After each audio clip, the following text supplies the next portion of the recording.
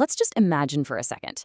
You wake up tomorrow, grab your morning coffee, turn on the TV, and see a breaking news ticker scrolling across the bottom of the screen. A nuclear missile is heading toward the United States. Talk about the ultimate nightmare scenario, right? Naturally, most of us would understandably panic, but what's wild is that somewhere beneath a mountain, behind these massive steel glass doors, an entirely different plan would already be kicking into high gear. Welcome to This Explainer, where today we are diving deep into the fascinating, highly classified world of America's shadow government and its nuclear continuity plan. Let's start with part 1, the 30-minute warning. 30. That's it. 30 is the exact number of minutes an intercontinental ballistic missile, an ICBM, takes to reach its target in the U.S. Just 30 minutes. Think about how incredibly, terrifyingly fast that is. It leaves virtually zero time for our national leaders to detect the incoming threat, verify that the radar data isn't just a glitch, and make a decision that will, without a doubt, alter the course of human history. The window for action is just impossibly small. And in those precious few minutes, you'd see a pretty stark contrast in reality. While you, me, and millions of everyday citizens are scrambling, desperately searching for answers, a hidden system, one that's been meticulously built over decades, would instantly activate. Within minutes, highly specialized military aircraft are taking off, secret convoys disappear into underground bunkers, and top government officials literally just vanish from public view. Seriously, this isn't some Hollywood science fiction movie. This is a very real, highly structured parallel reality that's designed to make absolutely sure the U.S. government survives. Okay, let's step back a bit for part 2, Origins of the Shadow Government. To really understand this, we have to look at a timeline of fear that basically changed America forever. When the U.S. invented nuclear weapons in 1945, it completely shifted the global paradigm. But the real shock to the system, that came in 1949 when the Soviet Union successfully tested its own atomic bomb. Suddenly, you've got both superpowers possessing these weapons, capable of completely wiping out cities in a matter of minutes. And that terrifying realization forced the U.S. government to ask one incredibly dark question. What happens if Washington, D.C. is just entirely wiped off the map? Well, the systems they built to answer that exact question are still highly active today. Which brings us to part 3, Continuity of Governments Explained. Let's look at the actual blueprint. The absolutely crucial concept you need to know here is continuity of government, or COG. Basically, this represents one of the most extensive emergency planning efforts in American history. It's this massive, highly structured program designed to guarantee that the U.S. government keeps functioning under the most extreme, catastrophic circumstances imaginable. Those infamous shrouded facilities like Raven Rock or Mount Weather, they were birthed right from these directives. And I want to stress this again, this isn't just a concept from a spy thriller. It's a very real bureaucratic directive packed with endless protocols and concrete plans built up over decades. Now, this whole program essentially operates on 5 completely uncompromising goals. First, protect the president and senior leaders at all costs. Second, ensure a crystal clear line of succession, meaning there is never a single doubt about who is legally in charge.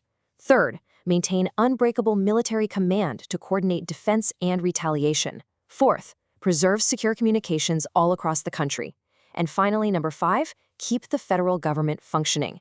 It's essentially a giant, complex blueprint designed to maintain order and stop total anarchy when disaster strikes. Moving on to part 4, Tools of Presidential Survival. Let's look at the actual hardware required to pull this off. To actually achieve those massive continuity goals, the United States built several highly protected underground facilities during the Cold War. We are talking about colossal subterranean bunkers, like the famous Cheyenne Mountain Complex out in Colorado, hidden deep, deep beneath solid granite. These spaces are guarded by massive 25-ton steel blast doors and actually rest on immense springs designed to literally absorb the shockwaves of a nuclear detonation. Their entire purpose is simple, but absolutely critical: to make sure command, communications, and essential operations can survive a major attack without skipping a beat. But let's definitely separate pop culture myth from reality here. You know about the nuclear football, right? That special briefcase that follows the president absolutely everywhere. Well, Hollywood loves to portray it as just a giant, dramatic red launch button. But that's a total myth. In reality, the football, which by the way weighs a hefty 45 pounds, is an incredibly sophisticated emergency communications hub. It carries the military response options and vital procedures the president needs to make rapid, informed decisions during a crisis. So think of it more as a highly secure mobile command center, not just a big red button. Okay, but what if those highly protected ground bunkers actually get destroyed? Well, there is an incredible fallback plan: specialized airborne command centers. To prepare for the literal worst-case scenario, the U.S. developed these unique aircraft, like the heavily modified Boeing 747s, often called the E-4B Doomsday planes. They function as flying command hubs.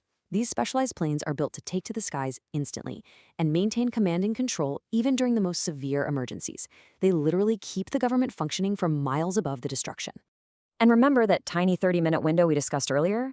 Because that window is so impossibly small, all of the specific technology is absolutely vital.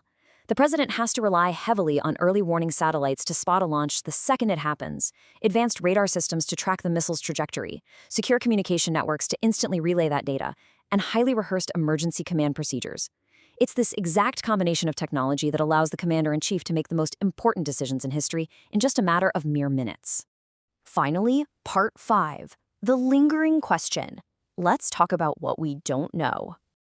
Look, while some information about America's emergency continuity plans has been declassified or talked about publicly over the years, the reality is that the most critical operational details remain heavily, heavily classified. And honestly, objectively speaking, rightfully so. These are matters of ultimate national security. We get to see the broad strokes of the plan, but the real core operational secrets of this shadow government, those are securely locked away. And because of that, these programs are always going to attract a ton of public curiosity and speculation. These preparations made during the Cold War were never just about the past. They were built around one central, defining idea: ensuring that the country could endure its absolute darkest day. Now, we may never know every single operational detail of these continuity plans, but taking it all in leaves us with one final, haunting question to think about. If that day ever actually comes, will those plans actually work?